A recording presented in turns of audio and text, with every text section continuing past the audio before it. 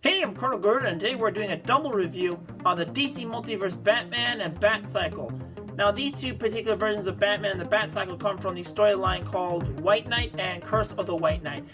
I haven't read Curse of the White Knight yet, but I am currently reading White Knight, and it's a really interesting take on Batman and Joker. Now, since I haven't fully finished White Knight and I haven't read Curse of the White Knight yet, please do not spoil anything in the comments. Now, starting things off by taking a look at the packaging is pretty basic. It just got this, they got these black boxes, ages 12 and up. It just says DC Multiverse and names the name of the character and the vehicle. And what's really nice is that for the Batcycle, you can actually see a little picture of the figure riding the bike, and he's got all this bunch of little artworks and little references to various comic books like The Death of Superman and all of that in the background, which is a cool touch. For Batman's box, it's a little bit damaged as you can see, but it's not really a big deal. And just here, this is Batman White Knight, McFarlane Toys, just a bunch of warnings and labels. On the back, it just shows you this really cool artwork of Batman, and he's just like, he's just like that. I don't get it. He's kind of crazy in the storyline. And on the bottom here, it's got some other things you can get in the line. And the Batcycle's pretty much got the same sort of packaging, with just the name of the product as well as the comic it comes from on both sides. As you can see, other figures you can get in the line, and a little picture of the Batman figure riding the bike, and a little diorama. And at the bottom, there really isn't much down here, other than like some copyright stuff like DC and Warner Brothers and all that. So, now that we finally covered the packaging of these toys, let's open them up and let's see how awesome they truly are. And here we have Batman and the Batcycle unboxed, and this is a really cool set. Let's start things off by taking a look at Batman. Now, this Batman figure is actually really nice. I think he has a little bit of trouble standing. However, he does come with a stand that helps him significantly, but we'll get to that later. Let's take a closer look at that head sculpt. Let's get the camera to focus. I said focus. There we go. I just love this head sculpt. He just looks really mean and brute and just really pissed off. He just looks like he's about to beat you up, and he just really cool looking. And I just love the bat symbol on his chest. It's a little bit different from the other bat symbols. It's more spread outward. I like that a lot. He's got a sculpted little knife. I don't know if he can take this out. Can he? Let's find out. No, it looks like it's part of the belt, but it's also made of this really wobbly, flimsy plastic. I feel like this can break very easily if you're not careful. That makes me a little worried. He's got this nicely sculpted and detailed utility belt. There's a little hook. We'll get to that later. Also, these spikes here are made of a soft rubber, so you don't have to worry about getting hurt. There's a bit of what looks like glue or something on his hand. I don't know what happened there. He's got this open hand here. On the other side, he's got a fist he's about to punch someone with. I think it's really nice. That's his legs. He has a lot of articulation, which we'll get to later. And the cape is made of this kind of rubbery material. I was expecting it to be made of a soft goods material, but this works as well. And I feel like this is a lot more durable that way. Now let's move on to his accessories. You got a stand with the DC logo there, and it comes a little peg, which allows Batman to just stand on this thing and prevent him from falling over, which is a really, really nice touch. You get a grapple hook accessory, which is really nice looking. Let's take a closer look at it if I can get it focused. See, there we go. It's got some nice detail, and it's focusing on Batman. It's funny because earlier the camera didn't want to focus on Batman, but now it wants to focus on Batman, but I just got him out of the way. And let's see, got some silver paint there. On the other side, so it's got some nice detail. And I believe Batman should be able to hold it like so. That. Yeah, it looks pretty good. And he can just launch off and just fly into a skyscraper. Next up is this coiled up rope with a batarang tied to it. It's really nice, but you can't really do much with it, other than stick it onto that hooked, the utility belt that I mentioned earlier. Like so. It's a cool little feature, but you can't really do much with it besides that. At least not that I could find.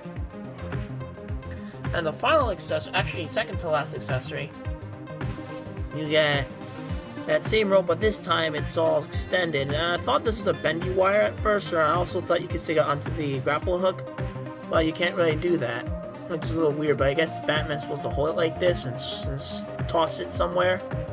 That's just my guess. But it's a neat accessory for what it is. And the final accessory, you get a trading card with that same artwork of Batman going "Rrrr!" And then on the other side, it just has a little bio of Batman from this version of him, and it's a little bio, pause it if you like. And that's basically it for that. So let's move on to the articulation of Batman. Batman's got a ball joint at the head. The arms can rotate, but it kind of gets in the way because of the cape. The cape kind of gets in the way. They can also go out. You got a bicep swivel. You got a bend at the elbow. Let's see, the wrists can swivel, and I believe they're also on a hinge. Yes, they are. He also has a ball joint here. A ball joint is here as well, allowing for some waist movement as well. His legs can go out that far, so he can do a split. He can do the splits like that. He has a double bend at the knee. He's got a really good thigh swivel. Actually, yes, he has a thigh swivel, but it's kind of limited. And he also has a good articulation at the feet. He has, I believe these are ball joints. No, they're not ball joints, but they are hinges. They can swivel, and he has some nice toe articulation. Now onto the main event itself. Here we have the Batcycle, and this is my favorite rendition of the Batcycle, period. It just has such a really cool design, and it has a good tank-like aesthetic, and it just really works for me. Let's take a closer look at it. The wheels are made out of this nice rubber, so this thing rolls extremely well. And it has a really cool feature where this can actually extend. Hold on, I think you're supposed to pull on the wheel. There we go. Once extended, it reveals some basic detail, like these things here. It's really nice looking, and it's also, when you do it back and forth, it's just really satisfying. I don't know why, but it just is. I think it's just well engineered. Like, it doesn't flop around, it's not loose or anything, it's pretty tight. Once it stays in it, it stays in there. When you pull it hard, you just bring it back out. It's really nice. I also like how it has this thing here. It kind of looks like the bat symbol here, and I really like that. Oh, is there something on there? No? Okay, it's just me. I also like these exhausts. Now, they are made of a nice rubbery material to, I guess, make it a little bit more safe, I guess. They could have just made this hard plastic, but it's not really a big deal. On the bottom, there's not that much detail, but the main detail lies here with all the engine parts. It looks really nice, and I guess they want to make it look battle damaged or weathered or something. It looks like something I would do with my Gunpla. But a downside to this is that some of the paint is a bit sloppy. And let's see if I can find some sloppy spots. A little bit hard to see on camera, but there is some paint splotches in this area here. I don't think that was intentional, but it just looks a little sloppy. But really nice, regardless of that.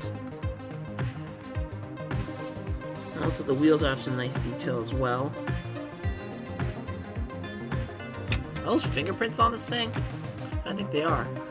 Not a big deal. And I believe these are sculpted in guns. I don't really know the context of this bike, other than that this is something that Batman uses in the Curse of the White Knight storyline. Again, please do not spoil anything. I haven't read it yet. So yeah, there's that. And can also, naturally, it can fit Batman onto the bike. Now the weird thing is, this Batman figure only has this fist here, doesn't come with alternate hands or anything. So when you want him to ride on it, only this hand can grip on. So just to show you how that looks, let's just get him ready. see, just slide this in here. There we go. You just have him do that. And this one, you're probably going to have to either stick it under here or something and just pretend that he's holding on to it. And that actually doesn't look that bad on a shelf or on a display or something. I think it looks really cool. It's not that noticeable, but it's just a bummer that this Batman didn't come with alternate hand so he can use this other handle, but it's not a big deal. I think what they wanted you to do is make it look like he's stepping off the Batcycle, I mean. Or maybe you can just have him like, let's see, trying to copy the picture on that card that he came with. Just have him like this maybe? Yeah, that actually looks really cool. And speaking of the card, here it is. It's got that picture there and pretty much replicated what they did there. Now the back actually does contain spoilers, a little bit of spoilers, but I'm just going to just briefly show it to you for a split second and pause it if you like. Yeah, I do not want to spoil anything in either storyline. Let's do some size comparisons. Here's the high-grade Gundam Revive, the Black Series Darth Nihilus, and my previous review, the Jaded Toys Arkham Knight Batmobile and Batman. So overall, I think these two are really awesome. I wish the Batcycle did just a little bit more, but knowing that this is an adult collectible, I wasn't really expecting it to do much anyway. The articulation on the Batman figure is great, but I think he has a little bit of trouble standing, which is why it came with the stand, which I'm glad it did, because if it didn't, this would be a big downside. But overall, as a whole, I think these guys are really good and worth picking up if you're a fan of Batman or the White Knight storyline more specifically. And if you enjoyed the video, please leave a like, comment, subscribe, and turn on the notification button. Thank you for watching, and I'll see you on the flip side.